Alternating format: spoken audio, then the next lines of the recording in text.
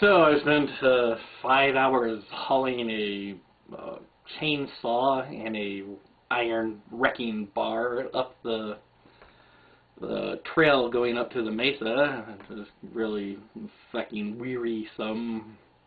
And I come back and I see that good old EletrikRide has made or posted a couple of videos wherein he seems to claim that he has proved one of his odd claims that oxyhydrogen, when trickled into an internal combustion engine, increases either miles per gallon or, in this case, runtime for a set volume of fuel.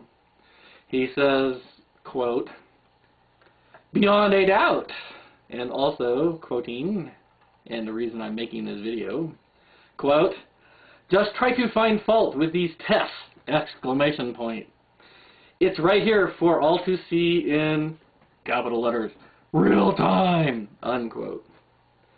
Okay, EletrikRide, I will explain some of the fatal flaws in your testing methodology. Since you asked me to, or you asked other people to. Point number 1. You did not have a skeptic performing the test. Therefore, the test is invalid. You don't test a claim without a skeptic doing the test, because what the fuck is the bloody point? You guys are all true believers. You guys are, you know, like religious fanatics when it comes to these oxyhydrogen devices. So your tests mean nothing at all. You get a skeptic to do the test. You sit down with a skeptic, you explain what your claim is, you and the skeptic come up with a procedure, a methodology to test your claim, and then you do the proper testing, which comes to my fucking second point. Your test was not double-blind. You guys knew which of the tests had the oxyhydrogen bubbling into the internal combustion engine of your generator, and you knew which test did not. Invalid. You must do a double-blind test where nobody knows if the oxyhydrogen is going in or not. That is the only way you can get a valid test. Because of point number 3. You had no control to test against. When you trickle oxyhydrogen through a watery fluid and you inject that vapor into the internal combustion engine of an internal combustion engine carburetor, you are also adding water vapor. Your control, therefore, is not just taking the oxyhydrogen hose out of the carburetor.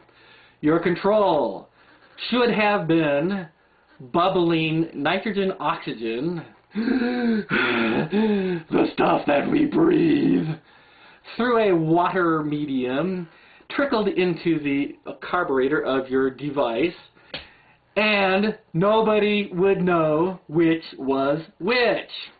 You have somebody toss a dice and then configure the system to do either oxyhydrogen or nitrogen oxygen through the water medium, and then leave the fucking room, go into the next city if the person has to, and nobody observing the test knows if the oxyhydrogen or the nitrogen oxygen is being trickled into the engine. That is your proper control. Which brings me to point 4, which is a fucking fatal flaw. When you do not have a skeptic performing the test, you have a subjective measurement of the fuel going in. You clowns used a baking measuring cup to measure 200 milliliters of gasoline. Fucking amazing. Just fucking amazing. your subjective measurement of when the vessel held 400 milliliters and when it held 200 milliliters is not fucking accurate. You don't use a fucking bakery measuring cup to measure your fuel, because your difference of a minute and 20-something seconds is easily explained by your subjective eyeballing the minusculous in your fucking measuring cup. Which is why you have to do it double blind, you have to do it through skeptics, and you have to have a fucking control. Why the bloody fuck do I have to explain this to you clowns? Why the bloody fuck do you not know these things? Also, point number 5. You do not run the test by having the generator attached to your electrolysis system. You have your generator attached to a 100-watt light bulb, and then you run your electrolysis system off of city grid power.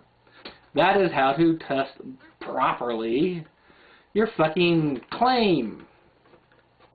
Anyhow, so not only is your test not beyond a doubt, but you did not prove your claim, and I explained why.